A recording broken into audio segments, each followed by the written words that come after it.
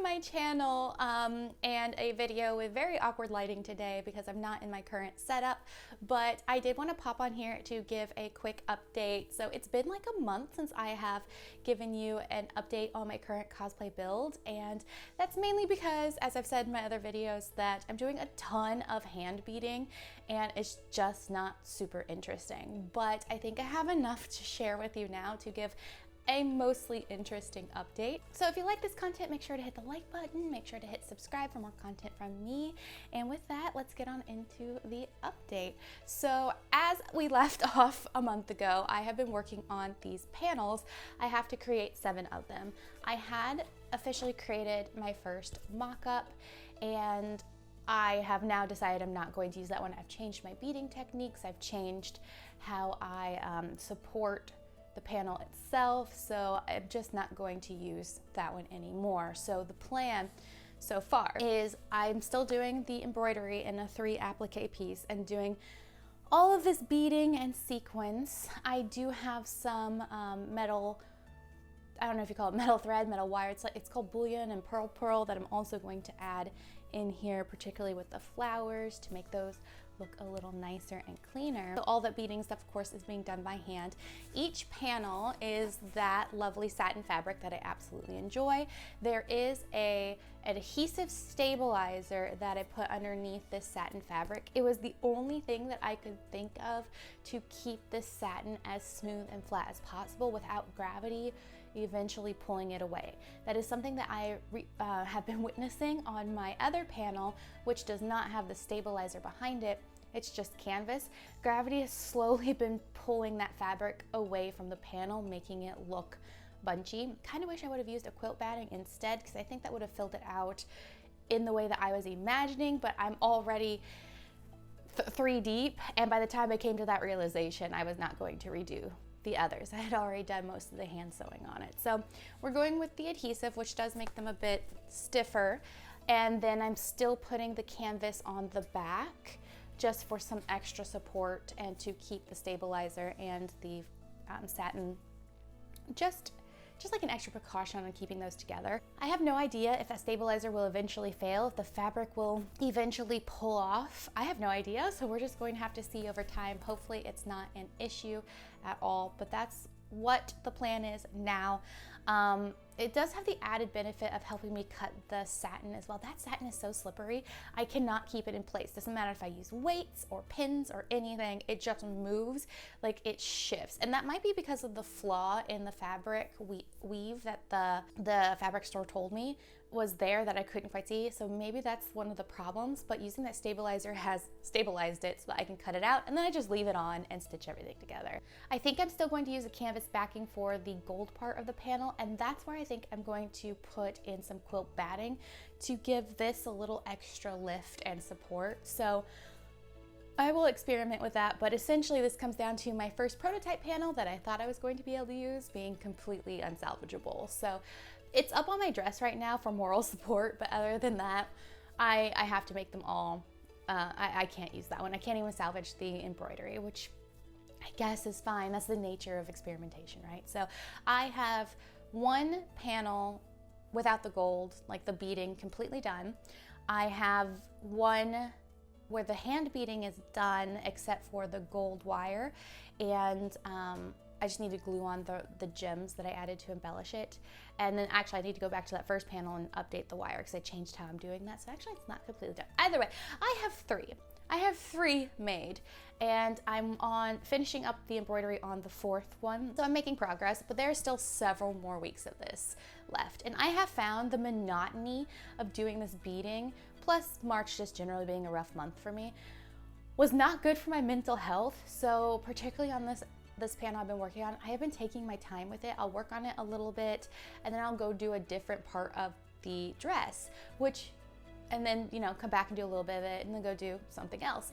That has helped my mental state so much and break up the monotony of this beading. That means though that I've been able to do some progression on the leather corset. So I have all the panels cut out, all of them are burnished. I'm currently putting down the base coat of paint. I need to do another one to finish that up, and then I'm going to take it and airbrush in some highlights and some additional shadows.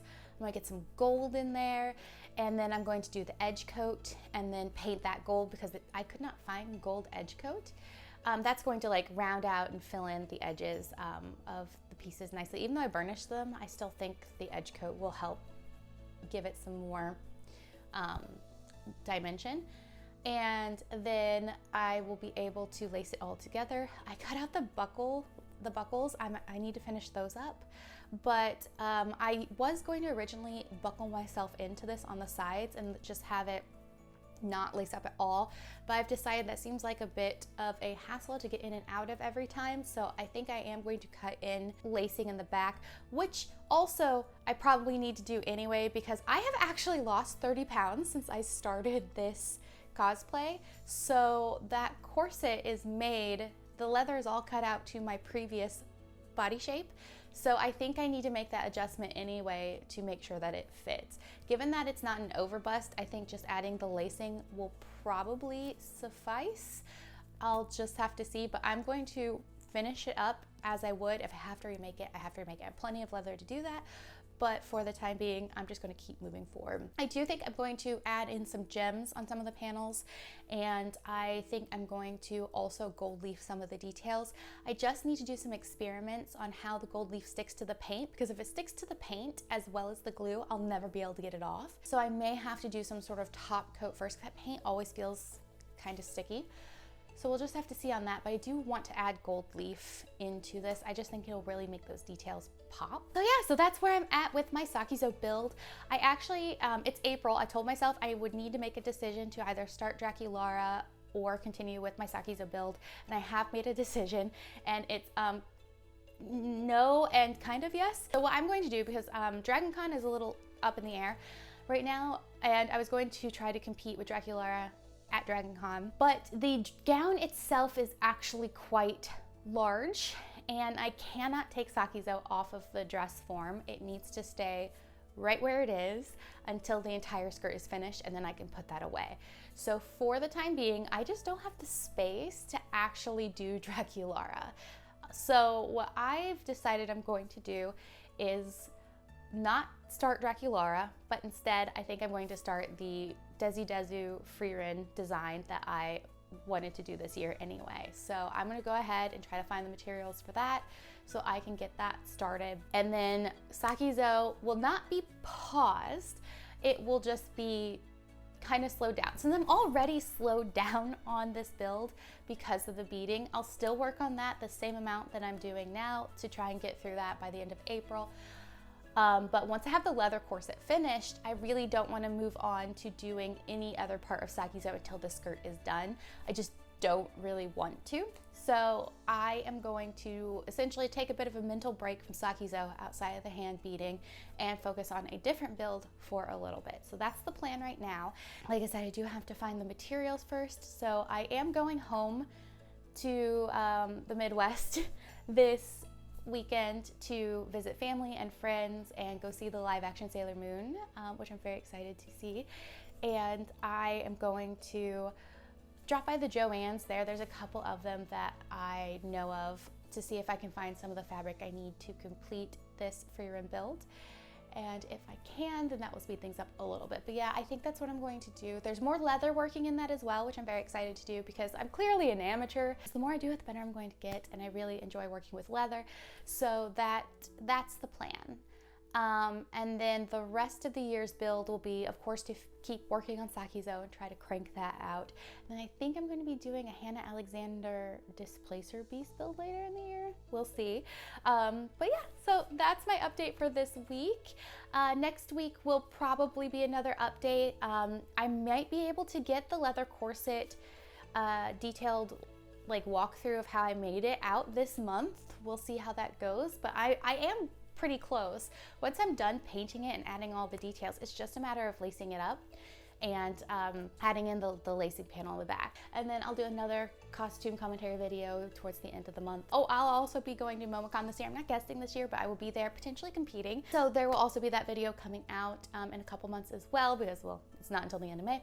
So yeah, lots of fun stuff coming. So with that, I'm gonna go ahead and hop off and get this edited and ready to post for tomorrow because I fly out tomorrow and won't be back until Wednesday of next week. So with that, if you like this video, hit the like button. If you have any comments or questions, make sure to drop them below. Subscribe for more content from me, and I will see you in my next video.